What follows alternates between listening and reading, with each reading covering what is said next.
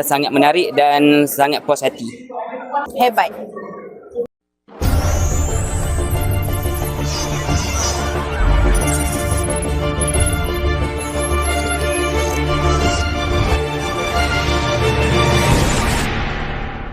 Assalamualaikum dan salam sejahtera.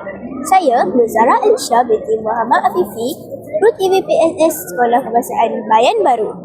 Boleh perkenalkan diri dan ruang yang diwakili? Okey, saya Muhammad Akmal bin Muhammad Noor.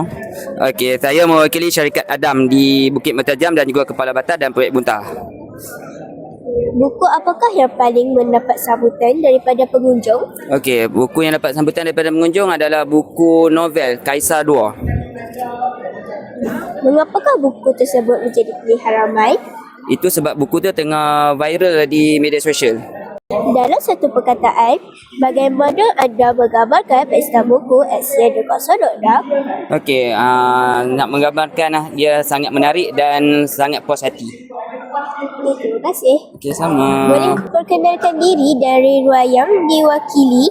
Okey, nama saya Aida Maisara binti Nur Azli. Saya wakil dari Sri Ayu Distributor Sedia Berhad.